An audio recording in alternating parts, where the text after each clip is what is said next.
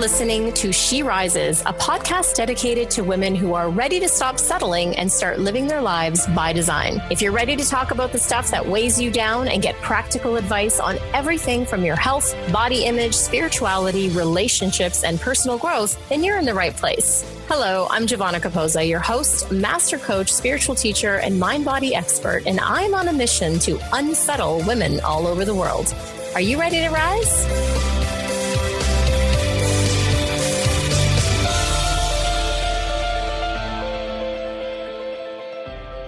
Hello and welcome back to She Rises. I'm your host, Giovanna Capozza.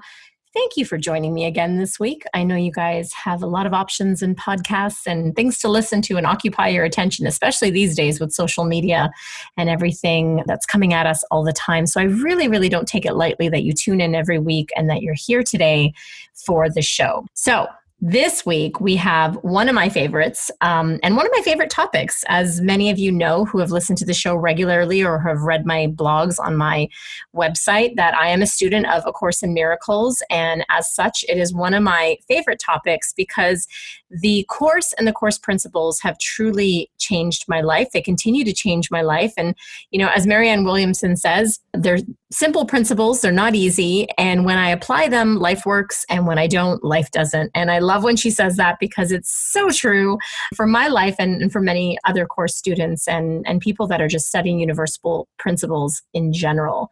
So this week we have another teacher of A Course. Her name is Reverend Maria Felipe. She's the author of Live Your Happy, which is an amazing practical guide for applying course principles to your life to actually live your happy. You know, happy has become this elusive thing. It's like everybody just wants to be happy. You know, you ask people, what's your goal in life? They say, oh, I just want to be happy. But no one actually really knows what that is. And it's become this kind of trophy on a shelf that we're striving for. And I love the way Maria brings it down to reality in this book and gives you some practical tools to actually discover you're happy, which FYI, guys, it's never left you. It's actually who you are. So we're going to get into this conversation on this podcast and you'll love it. You're going to love Maria. You know, I say on the podcast that she feels like a cousin or a sister of mine. You know, in her bio, it says she's 5'9", but she's got a towering personality. And she really does. She's a sweet, kind-hearted, intelligent woman. She's had so much experience in her life from modeling to acting. She was a host for WWE on live television. I mean, she's done so much and gone through so much to get her to the place where she is now in her life, using, studying, and teaching the course principles to really live her happy. She leads monthly services in both Spanish and English at Unity Church in Burbank, California, and her website is mariafelipe.org. I'm so happy to have her on this show. You're going to love her as much as I love her. Can't wait for you guys to hear the show. And hey, listen, if you love the show, share it with your friends. Come on over to She Rises Tribe on Facebook and join us in the Facebook group. I love to continue the conversation after the podcast. And if you have any questions or anything that's come up for you that you want to ask myself or Maria, you can do that either in the comments on SheRisesPodcast.com in the show notes, or you can come on over to the Facebook group and join us there. Enjoy the show, guys. Can't wait for you to hear it. Hi, Maria. Welcome to the show. I'm so happy to have you. Thank you. I'm so happy to be here. What a name, She Rises. I love the name of the show. I'm honored. I'm honored. Oh, I'm honored to have you here. And I was sharing with you before I hit record, you feel like part of my family. Like, I don't know, I feel related somehow. You're Latina and I'm Italian, and basically it's a very similar culture. And I've just felt a kinship with you from the moment I heard you on Lisa Natoli's show years ago. So I'm so happy you're here. I'm very happy to be here. And I was sharing with you earlier before we did go on air. It's always so beautiful to collaborate with another sister to extend love and a message. You know, I feel that this is what's really important. And this is what truly matters to me. Yeah, me too. Ditto. I love it. So we're off to a great start. And today we're going to share with the audience how to live your happy. And it's, you know, happiness has become this thing like, you know, it's like the carrot on the stick. Everybody's kind of chasing it. How do I get it? What store do I buy it at? You know, is it on Amazon Prime? Can I order it? Like we're, you know, right? It's this thing like, how do I get it? And what I love about the coursework, and especially about how you present your book, which is so practical and useful and down to earth, is you are the happy. Like that's your essence. It's really just peeling the layers to kind of remember that, right?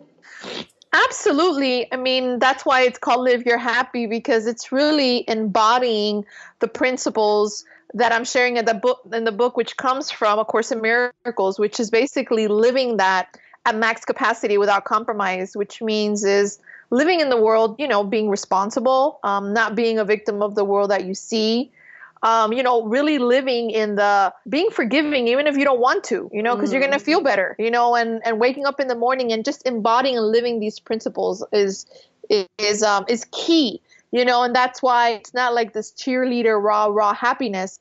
It's really a happiness that doesn't come from the ego or from external things. It's a happiness that you cultivate within in a way of being that gives you consistent happiness versus this flighty happiness, that you're happy on Monday and then on Tuesday you're a hot mess, That's that's the happiness that comes from the world.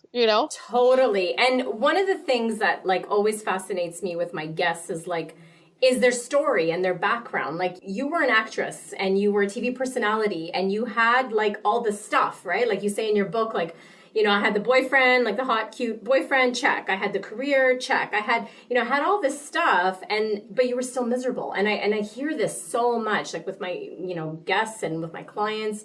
So would you take us back? Like, how did you discover this path for yourself to then start to live your actual happy?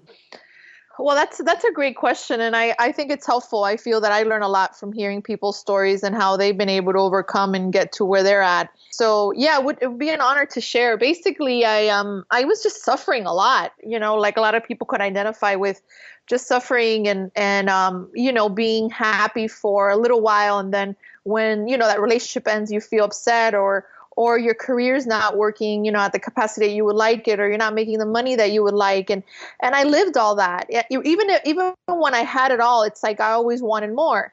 And I feel that in this world of duality, this world of separation, this world that's very ego driven, we're constantly looking outside of ourselves for validation, to be complete. And I was in that rat race, I was always searching for that carrot. And it felt like for eons and eons of time that I was doing that. If I wasn't in a relationship, I wasn't feeling complete. Even if I had that TV show, it was still not good enough. I didn't feel I was worthy of it. So I was constantly trying to prove myself and people please and not even be myself. And inside I was just like really, really scared inside when I was do like these national TV shows or commercials. So I was never felt at ease. And when I began to start to wake up was when I started to realize that what I was doing wasn't working. And what I was consistently doing all the time, whatever that was. And one of those things was studying the Course in Miracles every week. I was going to a course group and still not feeling good. And the key was I figured it out when, I fell to my knees. And then this is where we all say, is there another way? And that happened to me in 2009 when I got my divorce, of where I started to really ask myself, what am I doing here? I started to become very destructive and, a lot of drinking and partying at this time a short time after my divorce. And I started to just recognize that if I didn't change my ways, I would die. I would seriously die. So the one that actually had facilitated our marriage, I called her and Johannes, and she told me that why didn't I consider going to ministerial school at Pathways of Light, which is a ministerial program based on the Course in Miracles. And the reason it called my attention was because not that I wanted to be a minister, because the first thing I said is, hell no, I don't want to be a minister. I'm an actress and I'm a model. Did you have this weird reaction? Like, what are you talking about? Go to ministerial school? Like, I just had a divorce and I'm an like, did you have that? Like, what are you talking about moment? Yeah, I was like, what do you mean? I don't want to be a minister. I'm an actress, Hells no. I don't want to be a minister. I don't want to be doing anything like that. And she says, well, don't go to the school to become a minister. Do it to further your studies of A Course in Miracles. And that got my attention because it's basically like the university. It's like going to college with a curriculum based on the course. And that really, really got me thinking. I was like, oh my God, I think I would like this. So I went online, I looked it up and I said, okay, I'm going to do this, but not to become a minister, not to become a teacher, not to become a speaker, which are all the things I'm doing right now. Not to do that. I'm going to go so I can heal my mind. So I can heal my mind and I can stop suffering so much.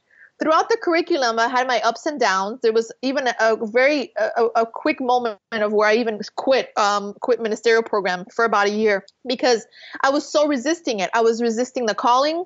I feel that Holy Spirit was nudging me because this was my way out. It was my way back to truth, and I wasn't ready for it. And a lot of us aren't ready for it. And that's the whole point. Is the Course in Miracles says all you need is a little bit of willingness, and miracles happen. And I did have that little bit of willingness.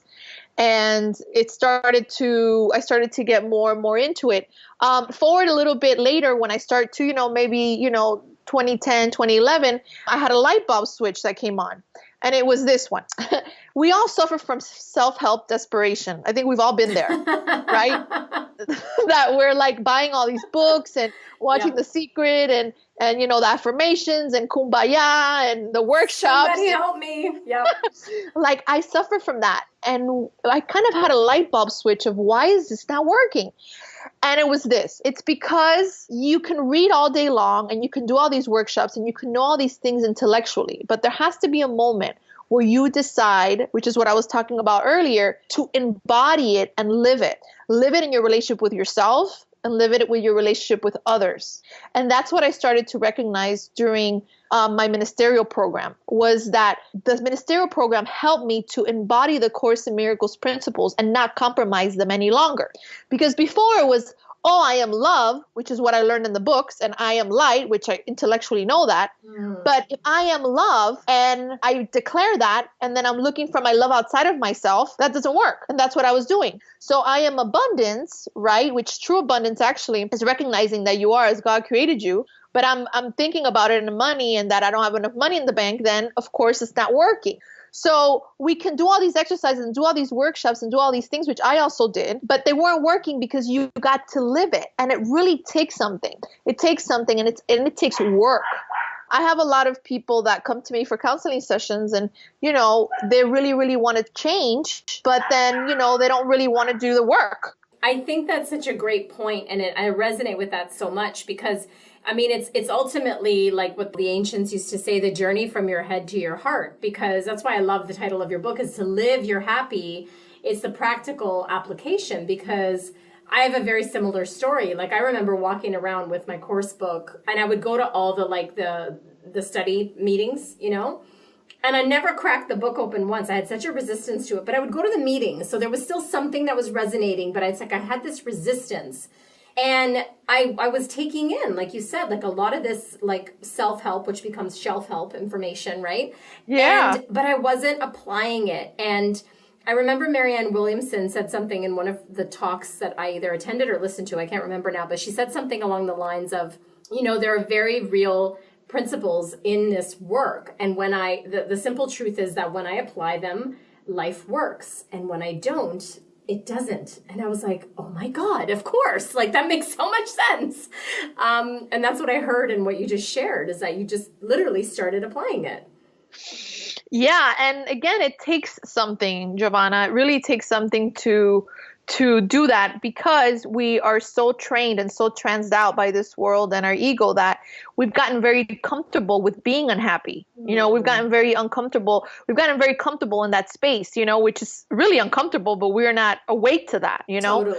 We think it's normal to wake up in the morning and suffer. We think it's normal to have depression. We think it's normal that we need to take, antidepressants. We think it's normal that we need to look for advice outside of us. Like we think that this is all very normal.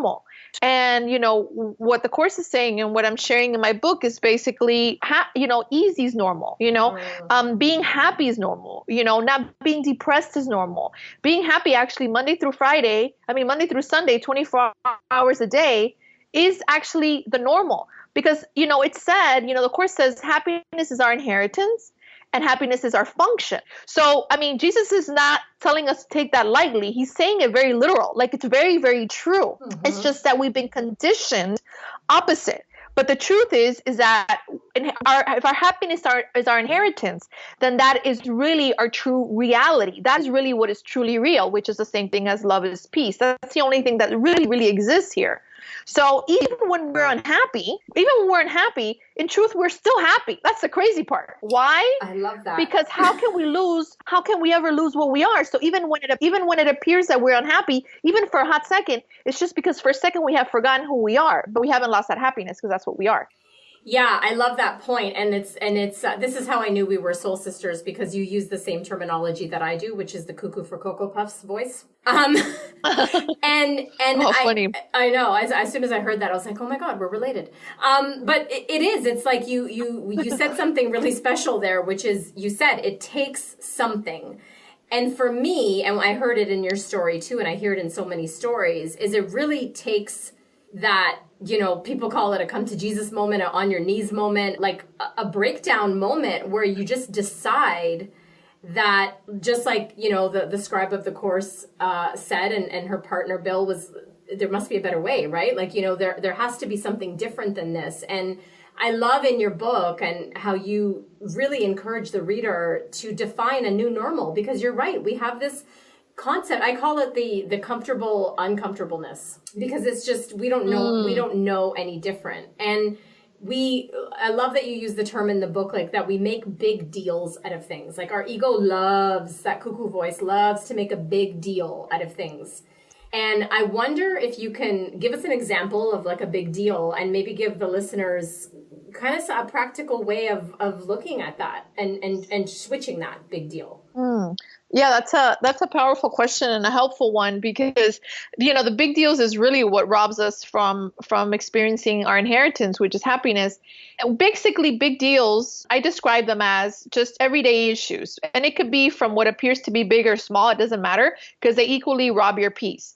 So it can be anywhere from standing in line to, trying to get your license, or driving and, you get a ticket, or a breakup, or even a death in the family. Let's just think all those are very big deal. Those are big deals. Those are things that take away your peace. Mm-hmm. Now, the Course in Miracles would say they're all the same, because inherently they all, take away your peace and your happiness. So that is basically, we have to start to learn that we really, really, really make things really matter, and we really identify with them. And they take away our peace of mind. It could be anything, like even a letter. So for instance, I could get a letter in the mail, which I have received, that, I passed the toll, and I didn't have, the fast pass to go through there. And I get a letter that says you have to pay $100 because you went through this fast pass. And they even have like a picture of my license and everything. Right. So, these kind of things, could freak you out, because you see a picture of your license and you don't even remember doing anything, and you don't want, you're affected because you're personalizing it. And I'm like, oh my God, I have to pay this money. Right. Or a letter that I received from the IRS. Right. So the letter from the IRS is, I didn't file my corporate taxes on time, which I wasn't aware of because my accountant didn't tell me. And they're going to charge me a fine. And not only that, they could garnish all my wages in my bank account. Okay. So let's say let's say you get a letter like that. That could be a big deal for people, right? Like, Yeah. The ego could say that's a big deal. Yeah. And it could automatically rob your peace. Now, how you can see it is see it differently. You see a little bit, you start to undo the mind, you start to undo the fear by understanding that nothing is happening in that moment. So when I see that letter, I look at that letter from a non-judgment. So it's like, I'm going to let this letter right now affect my peace of mind when nothing is happening, right? Nothing. What's happening? I'm reading a letter, right? So I look at the letter and I'm like, oh, okay, interesting. All right. So I was late on my corporate taxes. All right. Now, if I start to go in the future, oh my God, they're going to garnish my wages. Oh my God, I could even go to jail. I think it even said I'd go to jail on top of it, right? Just to top it all off. and I was like, if I would go into the future, of course I would have every reason to be scared. But I didn't, because I was just in the present moment that nothing is happening. Only I'm reading this letter. So that's what we need to do for the big deals, is really, really, really stay present of what's happening right then, which is nothing, right? So there's just a bunch of papers that I look and I'm like, oh my God, this is very nice. Look at all these papers and look at this wording. Oh my God. And look at this. And just you start to see the beauty in it. I'm serious. This really helps. So what I did is that I got inspired and I wrote to them that I seriously didn't know. Like, I had no idea. This is the first time I had filed for my corporate taxes, and my accountant didn't make me aware of it. And I filed them the same time as my personal taxes, and that was it. And they ended up writing a note back that, they were going to excuse me for the first time and they were going to take away all the penalties. Now, that's great because, I ended up getting, the penalty taken away. Now, my job is to be happy regardless of the outcome. That is the key. So I can get affected regardless of the outcome. I could hardly care. Why? Because my happiness is not determined on anything outside of me. And the more and more and more and more that I get that, the happier I'm going to be. Now, am I grateful that I got the penalty taken away? Of course I'm grateful. But I also need to learn how to be grateful regardless of what happens. Because outside stuff doesn't define me. God does. God defines me. So I want more and more and more of that. And that's how we get more and more detached from big deals, is by making them less and less and less and less real. Mm-hmm. I love that you used such a big example because, like, you ... you could go to jail, that could be a pretty big deal. And I love that you use that example because I heard you say this in another interview, very simply put what you're saying now, which is our goal in any situation is peace. And one of the things I love about the course is, as complicated as it may seem, it's really like just so simple. It just makes it so simple, but it's not easy, but it's simple. And we know that the ego is a trickster. We know that the part of our mind that is the ego loves to twist things and make things huge. And even with the course, I find myself going cuckoo for Cocoa Puffs and getting triggered. And it's like, okay. And what I love is in your book that you, again, it's very practical and you break it down and you actually talk about how the ego is tricky. I think, and you call it the 4 tricks of the ego, I think. And I think this will really explain to the audience, like, what is that? Because sometimes, when you're doing something, it's so unconscious, it's so by default that you don't actually realize it's happening until you break it down. So would you share that with us to break it down for the audience, these 4 ways that this ego part of our thinking tricks us? Yeah, well, the first one is the shoulds. One of the biggest ego tricks is like, I should have, could have, I wish I would have done it better. So it's always like, I should have done this, or I should have done that, or you can't go to sleep because you're thinking about that. You should have talked to your boss in a different way, or maybe, you shouldn't have told the guy that you liked him so much, because now, he's not going to like you as much, and all those games that we play, right? And then also, I could have done it better. I could have done this better or that better. And in truth, we really can't mess it up. I always say we do the best we can with the awareness we have at the moment. So basically, we do the best we can with what we know. So that we could have done it better is all an illusion, and it's just a trap, because if you could have, you would have, right? You would have done it differently, but you didn't know. You didn't know at the moment. Yeah, and it's such a trap, and it's such a tasty trap to get into, right? Yeah, you lose sleep over it. Giovanna, it's very sad. We lose sleep over it. We can't sleep because of things that we should have or could have done in the past, of which we can't change. We've been there and done that, and we've already done the best that we could, And also, going into the future, and I should do this and I should do that. It's not even here yet, So it kind of, the ego's just taking us to the past and to the present, to the past and to the future, of where we can experience our happiness. So it tricks us that way, I could have gotten that job, if I hadn't messed it up, or if I'd followed my hunch, things would have come out better, So it's kind of like we beat ourselves up about with the shoulds and the coulds. Another one of the biggie ones is obsession with the past, which is like this obsession of could go on maybe a year that you did, and you're still obsessing about something that you did. It's, for instance, I had a client of mine that was in a relationship, and she was obsessed with how the relationship broke off, and how she acted like she cared too much. That she had told me that she was obsessing, that she wished she wouldn't have shown she cared so much, and acted jealous because the guy that she, her boyfriend at the time, was, talking to his other ex-girlfriend. So she wished she wouldn't have shown that she cared, or that she was jealous. That if she was obsessing, that if she would have done it differently, then they would still be together, right? Yeah. So we do that a lot. We obsess. Oh, or you lost your job, and then you obsess about how you could have maybe not done a certain thing at the job so that you wouldn't have gotten fired. You obsess about that behavior, right? And it's so enticing too. Like it's so like it's just so easy. Like I describe it as like when I, you know, slip into these things like for myself, it's like slipping into a warm bath. It's like all of a sudden like you're in it. Yeah. It's like true. And then you're in the cuckoo, right? And you're obsessing, and like I see the combination of these two particular tricks, like the should have and the past, right? They go together. They're very similar. They pretty much go together. Yeah, because the should go takes you to the past too.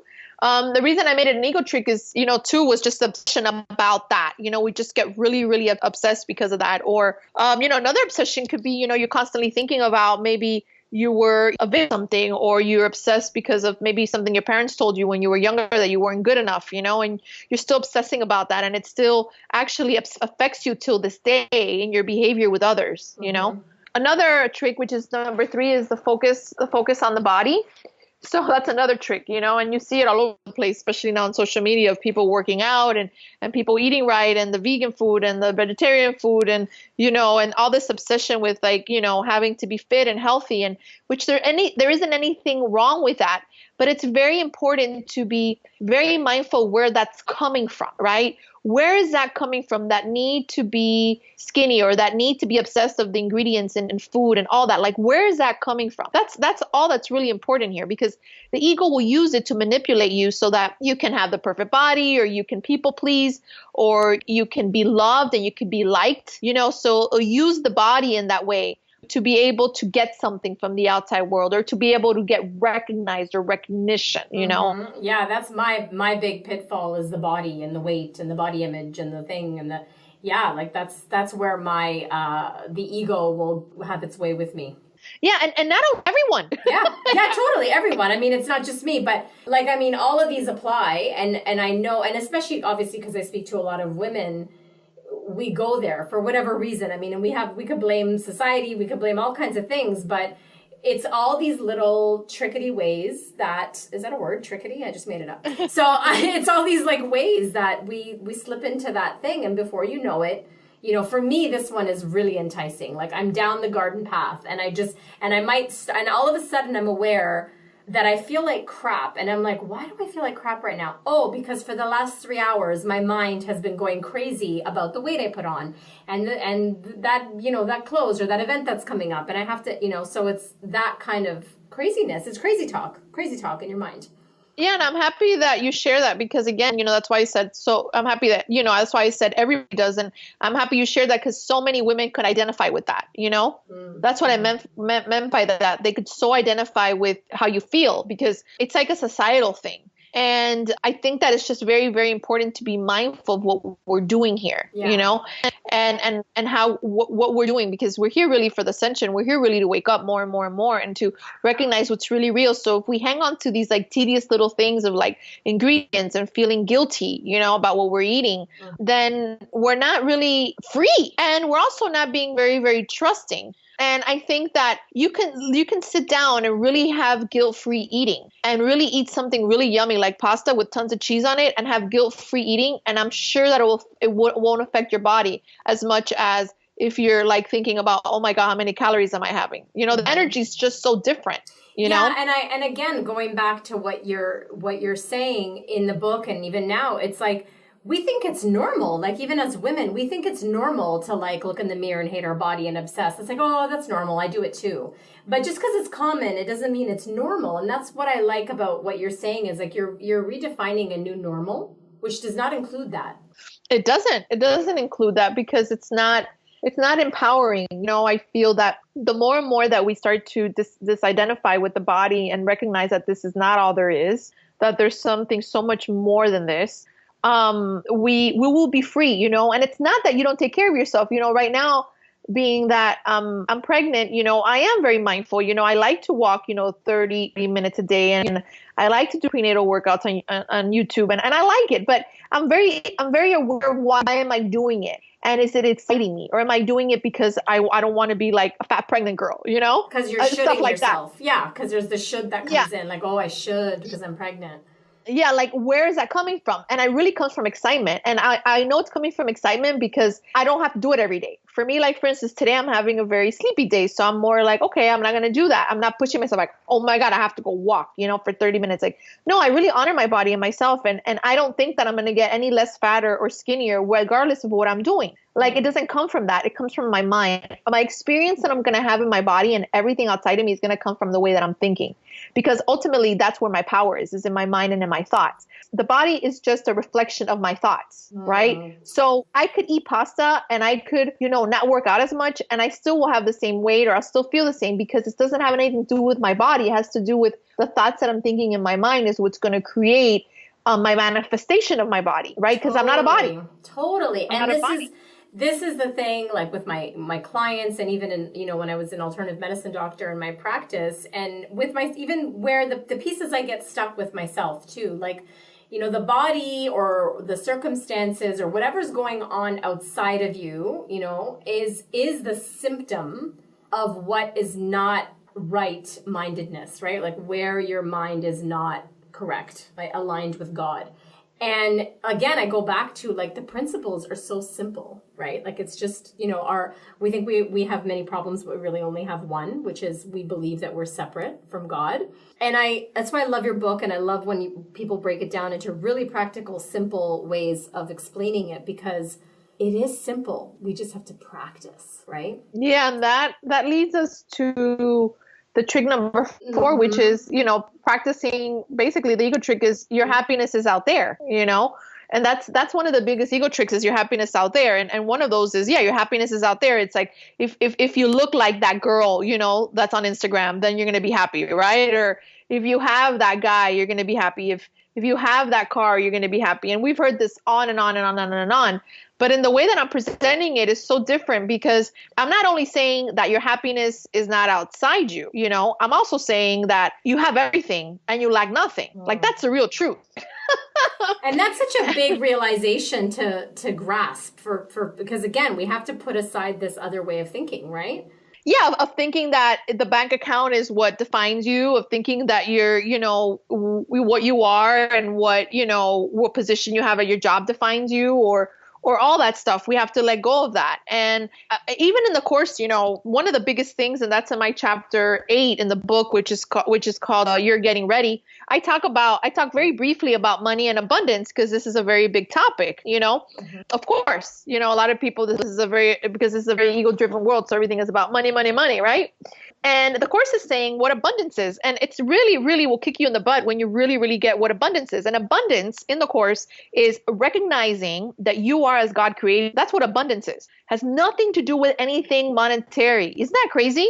Nothing. I love it. I love it. And actually, like nowhere in the course does he talk about money in that way. No, it actually talks about it more like, you think that these golden coins and this and that is going to make you happy and blah, blah, blah, blah. And, or like, putting an injection in your veins is going to heal you, all this stuff. I mean, it gets very, very into this, yes. Jesus, but really, really abundance is, and I talk about this in chapter 8, is you are as recognizing that you are as God created you. Now, what does that mean?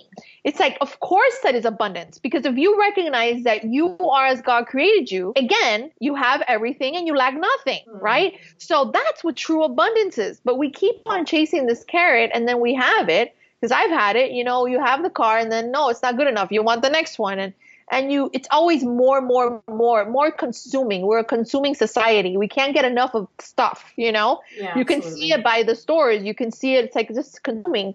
So that's what the ego does. It's constantly looking out there for more validation and more validation. And I go on to talk about this whole thing about manifesting. There's this whole whirlwind of products out there, about manifesting. And I'm not saying that manifesting is bad. I'm just saying, people, what are we doing? Like, what are you doing? Because the ego is one that wants to continuously manifest. Like, do it's something. Like a manifesting machine. Yeah, it's like here's the 12 step or here's the 5 steps. This is how you do it. It keeps you in the doing, right? It keeps you in the doing and then the doing and of doing. And then it's making you believe that if you think a certain way, that you're going to manifest these certain things. And yes, your mind is very powerful, and ultimately it would manifest things. But let me tell you, I have been in the worst times of my life, which is back in the day when I was in my early 20s, that I booked working for WWF, which later on now is called World Wrestling Entertainment, which is a huge corporation.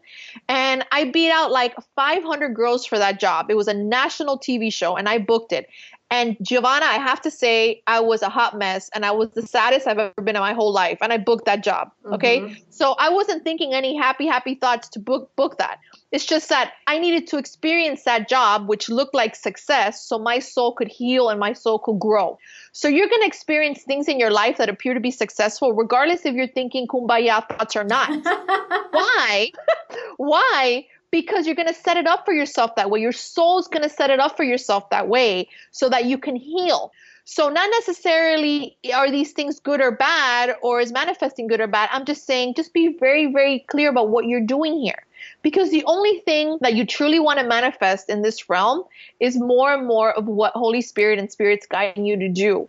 And manifesting more peace and manifesting more internal happiness versus manifesting things in form. That's going to be automatic. Those things are going to come. That's just going to be an automatic icing on the cake thing. Mm-hmm. Although you don't do it because of that, because you're going to fall on your face and be sad because you're not going to have it, because it's very flighty. I love that you brought that into the conversation, because I call it the old New Age thinking, like this idea that I alone create my reality. And if I focus on it, like, The Secret, God bless the movie. I'm very open and transparent that I have a love-hate with that movie. But it's this idea that we left out this piece that there's a bigger intention for you that you can even imagine. So if you're sitting there in your little bubble of manifestation, so sitting on your lily pad and just like focusing, you are focusing on the world of form. That thing you're focusing on may not even be what Holy Spirit wants for you as an experience.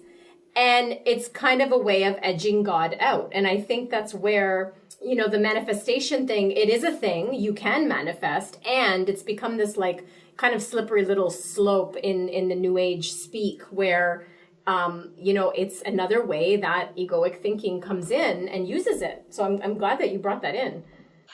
Yeah, I feel it's essential. And I do mention it in my book just because, I see it, I'm witnessing it, on Facebook, and a lot of even spiritual leaders, teaching manifestation, which again, there's nothing wrong with it. I just want to make people aware, like, what are we doing here? Yeah.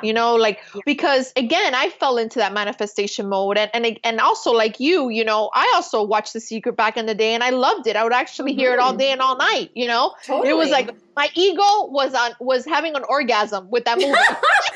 Well, totally. And, I was the same way. And I just want to add in here, my ego had another double orgasm when I so-called, I'm using air quotes, but I couldn't manifest the thing.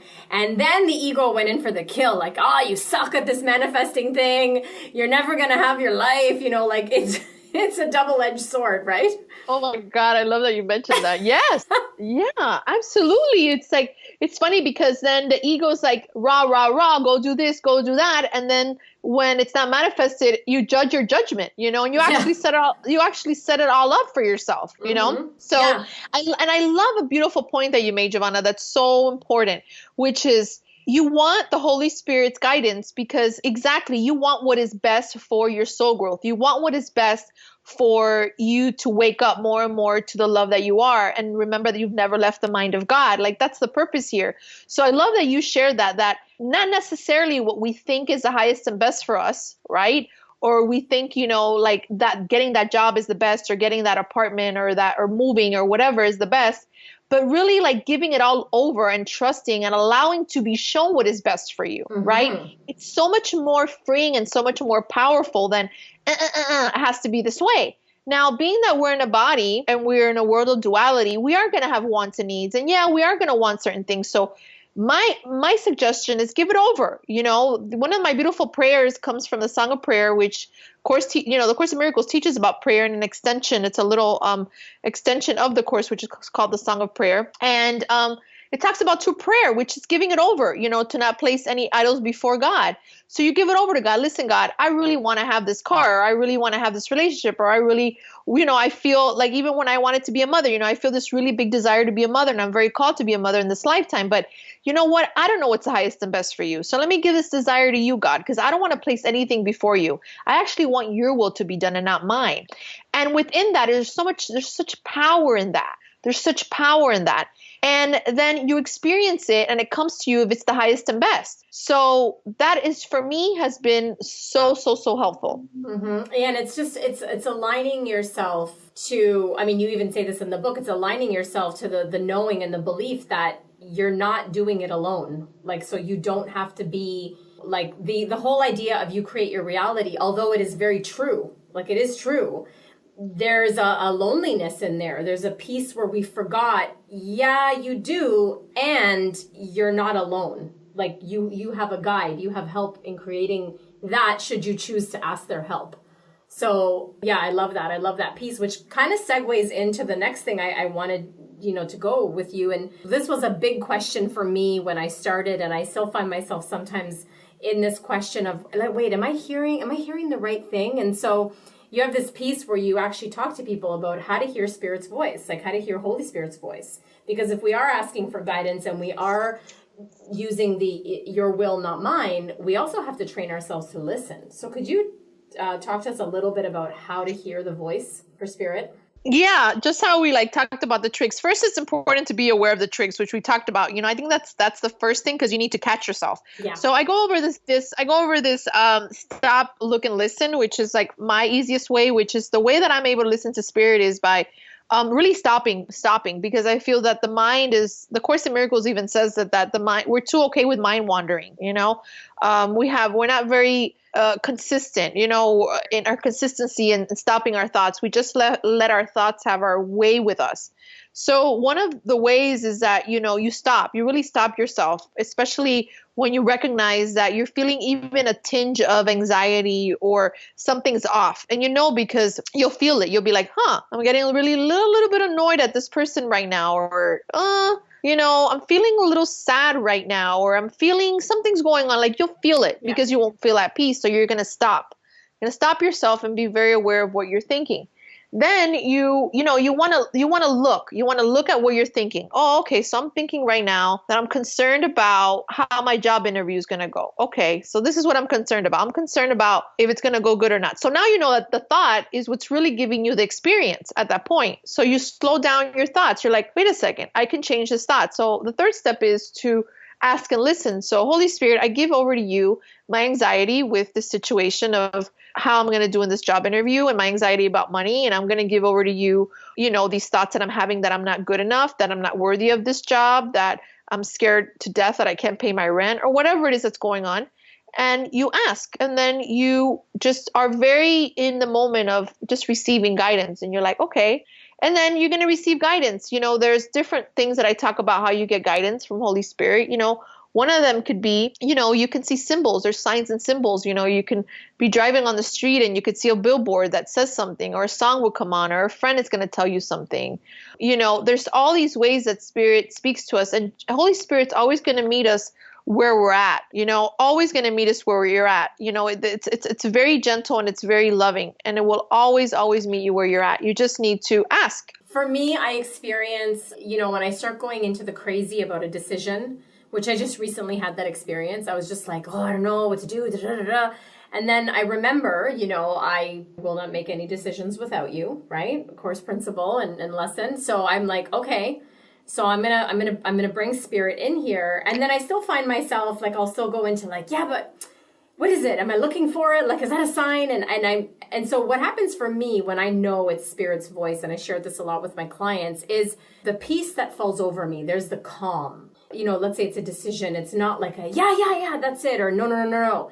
It's really just like a, yeah, or no. Like, it's just very peaceful and calm. And it's a big difference to when you're making the decision with all your like pros and cons, and here's the ledger, and like, okay, I'm going to do it, but like you're full of anxiety about it. It's a different kind of feeling, and I love that piece that you brought in about that, because the ultimate goal again is peace. Am I feeling peace? It's actually very easy. I just feel that some people hear think that the voice has to be like very loud and like, oh, like a big intervention or something, or you hear a voice, but it's more of inspiration, and one of the big ways that we can listen to spirit, aside from the stop, look, and listen, which is very practical, is, a huge thing for me has been having big willingness. The Course in Miracles says all you need is a little bit of willingness and miracles happen.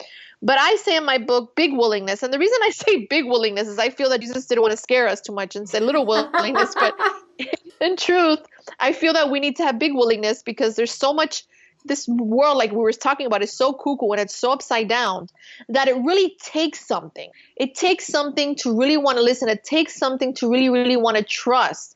So that's why I always say you need to have big willingness. You need to get to the point that you're like, I'm done. Ya basta. I'm done I'm done with playing with my littleness. I'm tired, of believing in my littleness. I'm tired of the fear. I'm tired of believing I'm not good enough, that I'm not worthy. I'm tired of crying. I'm tired of suffering. Like, you got to get to that point that you're like, I am done. And you need to be completely like, okay, I am willing.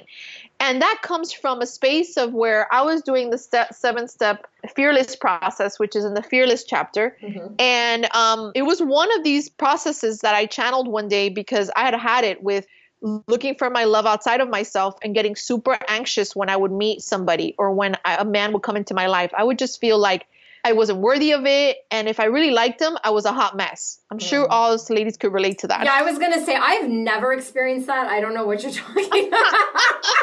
That was actually one of the first, I think that's what you're talking about in the interview with Lisa, that I was like, oh yeah, I need to hear more about what she has to say. Same thing, totally.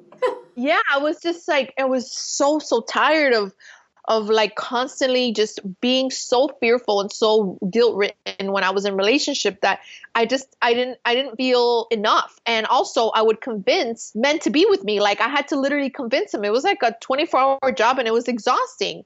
And when I realized that was one day when I was on the couch, and I had just even done a service. I had actually spoke, and I was in kind of like in this, not even a relationship, because it was never a relationship. It was more like I invented this relationship in my mind, And I was like, this person had like clearly told me he wasn't relationship material, like literally told me that, like said, hey, listen, I'm not boyfriend material. And but you're like, oh, he's I could change that. He's just, that's not real. I've done that too. Yeah. Yeah, I was sitting on my couch, and I was thinking about all the ways that I would like get him over, like make him pasta. I don't know what I was just thinking of all these ways I could get him over to the house. And I remember just breaking down crying and just coming to the realization of not just about him, but all my life, like how much I've struggled to really want to be loved. The struggle of really wanting that partner, of really wanting to have that romance, and really wanting to experience self-love and relationship, and having a relationship that was just amazing, and really longing for that. And it was just really, the truth was, I was longing for God's love. And I was looking for it in all the wrong places, because I already had it, And in that moment, what came to me is that Holy Spirit said to me, I need to forgive. And I was like, what do you mean I need to forgive? And then what I got was, you need to forgive. You need to forgive your father, which actually my father committed suicide when I was only 3 months old, and that I had to forgive him. But not only that, Spirit said, you need to forgive all the men in your life. And I was like, wow, okay. And you're going to forgive him, and it's going to be 7 days. And this was the clearest channeling I've ever had. I've never had such clear channeling in my life since that day. Like, it was very specific channeling, which is actually in my book. It's called the 7-step fearless process, which I highly recommend, because it really helped me heal my grievances with men. So I went back in time, and Spirit said, you're going to go back in time to all your relationships and what you made them mean and how they made you suffer. Or why you think they made you suffer, or what did they do to you. So I literally had to go back in time, and for 7 days, I went back to these relationships and wrote down the story I made up about them. And then I get Holy Spirit's interpretation of what's really true about each relationship, which is so healing, because what happens is that then what you thought happened, you transform it, and it no longer has a hold on you. Where the big willingness comes from is here. Like right in the middle of the week, it was a Wednesday, of where I was halfway through the process. I get this insight from Spirit of where I'm crying, and I'm like, I really just want to heal this already. I'm so tired of this. I'm so tired of this exercise, because the exercises were really, really draining. And I was like, I'm so tired. I just want to be happy. I just want to be in a relationship. I just want to feel worthy. And I was doing really, really hard work, Giovanna. And Holy Spirit, I said, Holy Spirit, I'm ready. Holy Spirit, I'm ready. You know what Holy Spirit told me? No, you're not. You laugh now, but then you were like, damn it! I was like, what do you mean? I'm here crying every day. I'm here suffering every day. I'm here, crying my eyes out and going back in time. And it's so uncomfortable. What do you mean I'm not ready? At that moment, it's like time collapsed. It's like everything came together. It was like finally the lid was lifted. It's finally the veil was lifted. It was like, wow, I can't compromise any longer. And I get goosebumps just telling you this. I can't compromise any longer. I need to have big willingness. Like, I can't play small anymore. Like, that's it. You know what? I got to stop looking to be complete outside of myself. I got to stop looking for something outside to make me happy. I got to stop this addiction. It was an addiction. Mm-hmm. And when I realized that was the source of everything, all the conflict within me was actually myself, holding myself back of the good, the holy, and the beautiful that I'm worthy of in God, I was free. And now you forward now to my life now and the amazing, beautiful relationship that I'm in with a beautiful man. It just shows that the self-love that I cultivated and all the work that I did with my big willingness has its payoffs, even in form. You could not have been enjoying that now when you couldn't have received it. Couldn't have received it because I come into this relationship complete and whole, and here to heal and do shadow work with my partner. And he wouldn't tolerate a woman that's needy. He wouldn't tolerate a woman that is not self-loving and it's like leechy and it's like, leeching onto him for his happiness because he's very awake man. So I wouldn't be able to be in even his existence with the old Maria, right? But the Maria that I am now, that I'm self-love, and yes, of course, I still have my healing to do, but I come into the relationship in such wholeness that it's very attractive to his soul because he's also very whole. So it's, you see two whole people that are coming together to continue to heal together their baggage and see it together and not people please and expose things and not have private thoughts. And it takes something to be in a relationship where you expose everything. I expose everything to him, all my insecurities, all my abandonment issues and vice versa. And we're very transparent with these things. We hold nothing back. And I've been able to create a relationship like this because of my work in the past. That's why I say you have to have big willingness. And that's the only way that you're going to start to express and symbols outside of you that are going to reflect to you self-love. So Christian is just a beautiful symbol of self-love to me. My partner is actually reflecting to me the self-love that I have cultivated for myself. Yeah, he's just showing up, showing me the work of my labor, and it's beautiful. This piece of willingness, like we're almost at time and I don't even know how that happened because I could talk to you for forever. But this piece about willingness, I have to put this in here because this was like probably one of the most powerful things, and it remains to be the most powerful thing to me, is this willingness, the tiny or the big willingness, because there's been moments where, and I want to say this for the people listening, like this isn't, like you say, always a kumbaya moment. Like there's been moments where I'm like, I am pissed with this person. They have triggered the shit out of me. I'm angry, and I'm acknowledging that right now I want to be right. I want to be right. I want to be self-righteous. I want to be angry. I'm acknowledging that I'm hanging on to this, and because the willingness I have found is an and I'm willing to see it differently, right? So like I want to just say this for everyone listening, that this doesn't have to be perfect. Like it's messy, and just acknowledging where you're at, even if you are in the ego, and like you call it, Maria, you call it the caca, right? Like even if you're in the caca, and just to acknowledge, caca thoughts.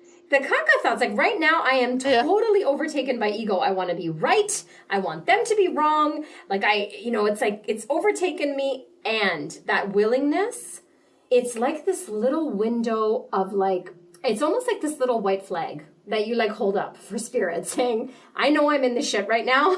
And there's part of me that wants to stay here because I want to be right, or I want to be, whatever it is. But I have this little white flag. I'm going to use it. And it's an invitation, isn't it? Like an invitation to come in and help you see it differently. It's amazing. Yeah, it's beautiful, and it's so helpful, and I love that you bring that up because it is about being aware. I think that what you're saying is taking responsibility and being aware. Yeah. Right now I'm choosing to be sad. Right now I'm choosing to be a victim. Right now I'm choosing and that I want to be right. And there's something really powerful in that. There's nothing actually wrong with that. I think that owning that, and I talk about that in my book, which is something we could close with, which is feeling your feelings. Yes. Feeling our feelings is very, very spiritual. Being spiritual is not brushing things under the rug and pretending everything's fine. That's being stupid. You want to feel it, because when you feel it, you heal it. When you feel it, in the feeling, you awaken. So in the feeling it, I am being a victim. I'm feeling that I am sad. In that feeling it, you are able to expose it. But when you start to deny it and don't want to feel it, and you want to have that drink, and you want to watch the news, and you want to escape, you're not attending to the issue. You're not attending to the nudge the Holy Spirit's giving you. Hey, listen, I want to experience this with you. I want to heal this with you. Let's come together and let's feel this together. And you can feel it with spirit. I sit down and, a little bit before I met my husband, this was actually like 6 months before I met him, I remember that I was having a really strong desire to be in a relationship. And I was actually having a really, really strong desire to be a mother, which actually both things ended up happening, right? Are happening right now. I sat down with spirit because I was so sad, Giovanna. And I was like, just feeling that sadness of that wanting to have a relationship of where I can be of service with another and collaborate together. I was feeling this sadness of longing to be a mother, and I really gave that over to spirit. And I remember spirit, that one of the first things that it said to me in that giving over, of where I cried with spirit together, and I felt those emotions with spirit, of when spirit gave me the inspiration of, you're sad because you wish that things could be different. You're sad because you think that if things were different, you would be happy. But the truth is that you lack nothing and you have everything. And right now you do have children. You have 2 little furry dogs in the other room that love you. Spirit pointed out to me. And right now you're single because it's actually the highest and best for your soul, because you would be very distracted. And right now it's exactly perfect for you to show up single in the world, because it's actually the highest and best for your soul right now. So all these insights I got by feeling our feelings, if you feel your feelings, these are the insights that you get instead of denying your feelings. Yeah, absolutely. Because then, we either, like you said, distract with food or TV, or we do a spiritual bypass and we say, oh, it's not spiritual to be angry. And so we kind of pretend we don't have the anger. But I love that you just said that, like, feel it and invite spirit in, feel it with spirit. And make it a conversation. Like, I'm have all this crap right now. I'm feeling all this stuff, and allow whatever is to come to you and through you in that conversation. I love that, because it just, again, you're not alone. Like, you say that in your book, you're not alone. So, oh my gosh, I feel like I can talk to you forever. I feel like we covered like 5 pages of the book. Like we did, and we talked about so many different things in the book. And not only that, we also went over practical things, which is so essential and so helpful. Yeah, totally. And like, there's so much more for everyone listening.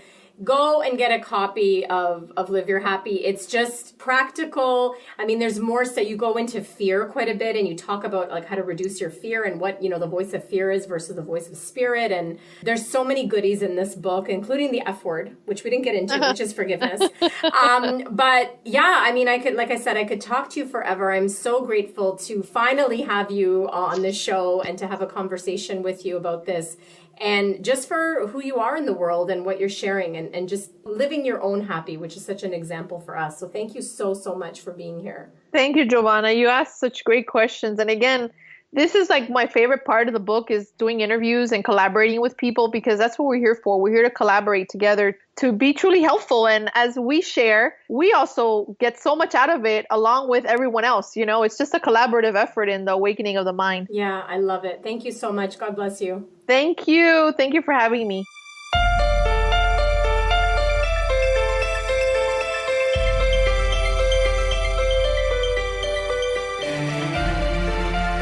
Thank you so much for tuning in, and keep rising, everyone. For books and resources related to today's episode, make sure you head over to sherisespodcast.com, and I'll see you there. If you've enjoyed today's episode, make sure you tune back in next week when I dive into more juicy topics to help make your life the best it can be. And hey, if you've enjoyed listening to the show and you love it, head on over to iTunes and leave me a rate and review, and subscribe there to the show.